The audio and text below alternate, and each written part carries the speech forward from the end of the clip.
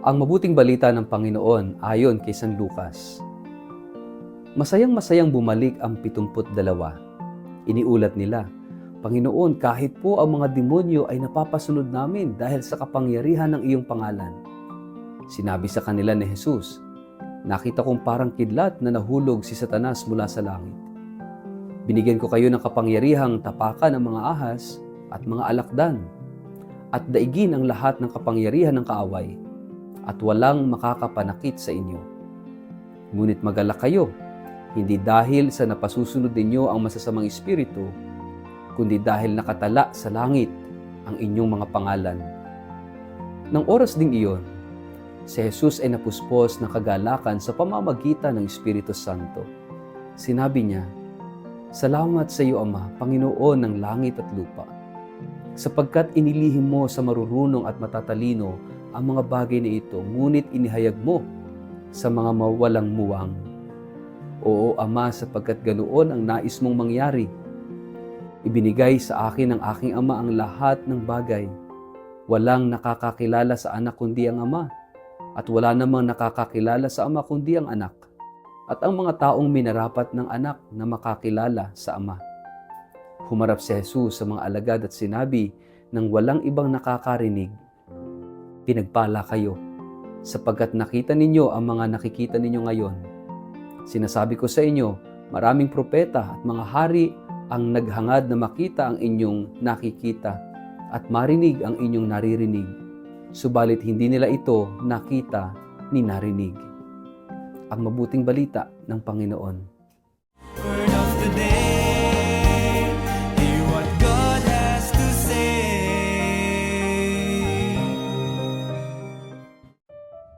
Mapagpalang araw po sa inyong lahat. Kumusta po kayo? Ang ating word of the day ay poverty. Sa kapistahan ngayon ni San Francisco ng Assisi, ang Ebanghelyo ay tila isang salin ng kanyang buong buhay. Isang paglalakbay mula sa pagkamataas patungong kababaan ng kalooban. Mula sa tagumpay sa mata ng mundo, patungo sa kadakilaang espiritual na hindi makikita ng mata, kundi ng puso. Ang mga disipulo ay bumalik kay Jesus na may galak. Kwento nila, Panginoon, pati ang masasamang espiritu ay sumusunod sa amin dahil sa iyong pangalan. Ngunit agad silang pinaalalahanan ni Jesus. Huwag kayong magsaya dahil sumusunod sa iyo o sa inyo ang masasamang espiritu. Sa halip magsaya kayo dahil nakasulat sa langit ang inyong mga pangalan. Sa madaling salita, sinasabi ni Jesus, hindi kapangyarihan ang sukatan ng kadakilaan, kundi kababaan ng loob na tumatanggap ng biyaya bilang isang regalo, hindi bilang isang karapatan.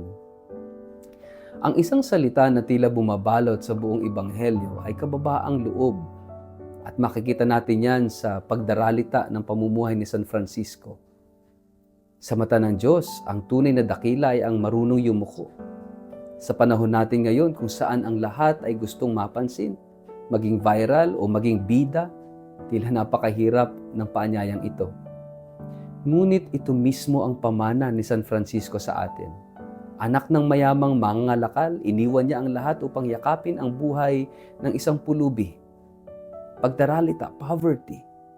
Hindi dahil gusto niyang maghirap, kundi dahil sa kahirapang nakita niya ang yaman ng Diyos. Sa kawalang pag-aari, natagpuan niya ang kaganapan ng pagkatao. Sa kawalang kapangyarihan, natagpuan niya ang kapangyarihan ng pag-ibig. Si San Francisco ay hindi bumaba upang magpakita ng bait. Bumaba siya dahil alam niyang doon siya mas makakalapit sa puso ni Kristo. Sa ating pagninilay sa ating Ebanghelyo, malinaw ang mensahe.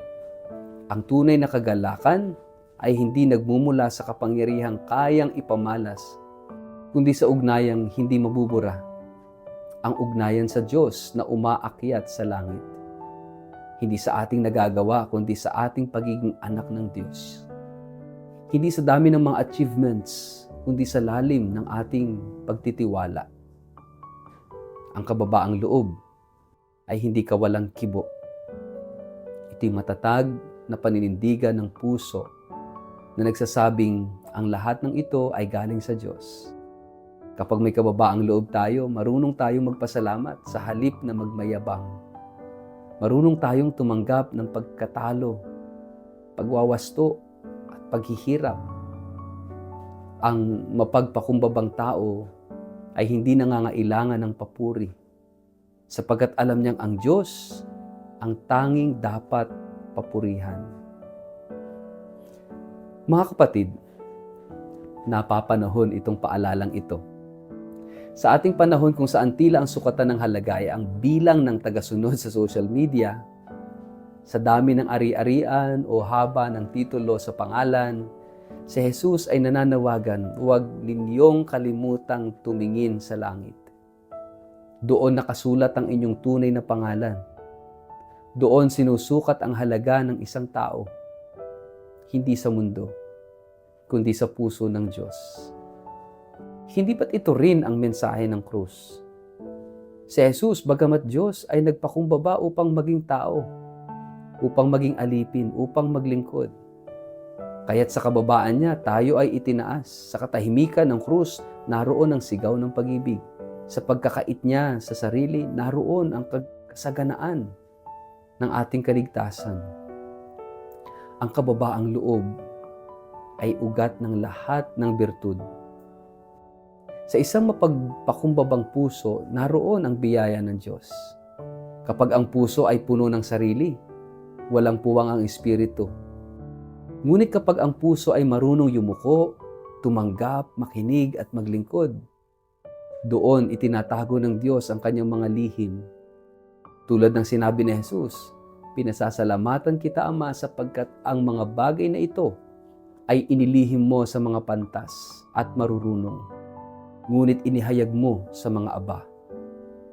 Ang kababaang loob ay pintuan ng kaalaman, ng panalangin at karunungan. Ito ang salamin ng tunay na kabanalan. Kaya nga sa kapistahan ngayong araw na ito ni San Francisco ng Assisi, tayo rin ay inaanyayahang bumaba. Baka masyado na tayong mataas sa ating sariling tingin. Baka masyado na tayong abala sa pag-akyat sa hagdan ng tagumpay ng mundo.